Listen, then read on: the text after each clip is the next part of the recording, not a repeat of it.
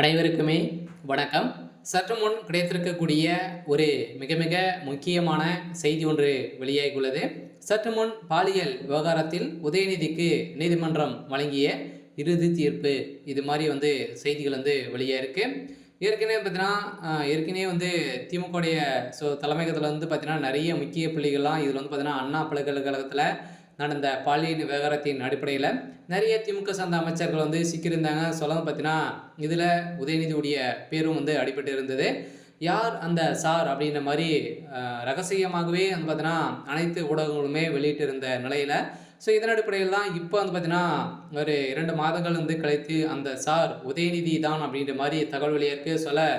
உதயநிதியுடைய மகனும் பார்த்தீங்கன்னா அதிரடியாக அடுத்தடுத்து நிறைய பாலியல் விவகாரத்தில் சிக்கியிருந்தாங்க. இதைத் தொடர்ந்து தான் உதயநிதி ஸ்டாலின் அவர்கள் சிக்கியிருந்த நிலையில் முக்கிய புள்ளிகள் பார்த்தீங்கன்னா கைது செய்யப்பட்டிருந்த குற்றவாளியாக கைது செய்யப்பட்ட ஞானசேகர் அவர்கள் பார்த்தீங்கன்னா கொடுத்த வாக்குமூலத்தின் அடிப்படையிலும் சிக்கிய ஆவணத்தின் அடிப்படையில் இப்போ அதிரடியாக இன்று உதயநிதி ஸ்டாலின் அவர்கள் நீதிமன்றத்தில் ஆஜராகியிருந்த நிலையில் நீதிமன்றம் போட்ட தீர்ப்பின் அடிப்படையில் இப்போ அதிரடியாக மீண்டும் பார்த்தீங்கன்னா சிறைக்கு செல்லத்துக்கான அனைத்து ஏற்பாடுகளுமே நடந்துட்டு இருக்கு. அதனால் இந்த விவகாரத்தின் அடிப்படையில் மாணவிகள் கொடுத்த வாக்குமூலத்தின் அடிப்படையில் அதிரடியாக திமுக பார்த்தீங்கன்னா ஒரு பெரிய அதிர்ச்சியை ஏற்படுத்தியிருக்கு. இதை பற்றி இந்த வீடியோவில் பார்க்கலாம். அதுக்கு முன்னாடி நம்ம சேனலுக்கு இப்போ தான் நீங்கள் முதல் முறையாக வந்திருக்கீங்க அப்படின்னா மறக்காமல் நம்மளுடைய சேனலை சப்ஸ்கிரைப் பண்ணி சப்போர்ட் பண்ணுங்கள். வாங்க வீடியோக்குள்ளே போகலாம்.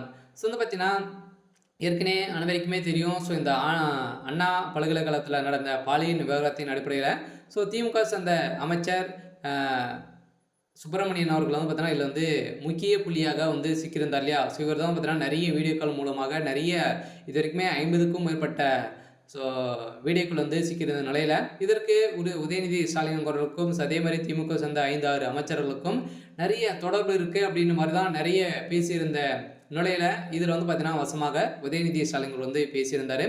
இவருக்கு உதயநிதியுடைய நண்பராக தான் பார்த்தீங்கன்னா ஞானசேகர் அவர்கள் இருந்திருந்த நிலையில் தான் இவர் மீது ஒரு மிகப்பெரிய ஒரு டவுட்டாக வந்திருந்தது. இந்த டவுட்டின் அடிப்படையில் மகளிர் ஆணையம் அதிரடியாக இவருக்கு சம்மந்தப்பட்ட இடங்களில் பார்த்தீங்கன்னா ஞானசேகருடைய வீட்டில் நடந்த ரெய்டின் அடிப்படையில் அங்கு சிக்கிய ஆதாரத்தின் அடிப்படையில் உதயநிதி ஸ்டாலின் அவர்களும் இதில் தொடர்பு இருக்குது அப்படின்ற மாதிரி தான் அடிக்கடி பார்த்தீங்கன்னா உதயநிதியுடைய ஃபோன் காலில் இருந்த நிறைய ஃபோன் கால் போயிருக்கு. இதன் அடிப்படையில் நிறைய வீடியோக்கள் மூலமாக வசமாக சிக்கியிருக்காரு.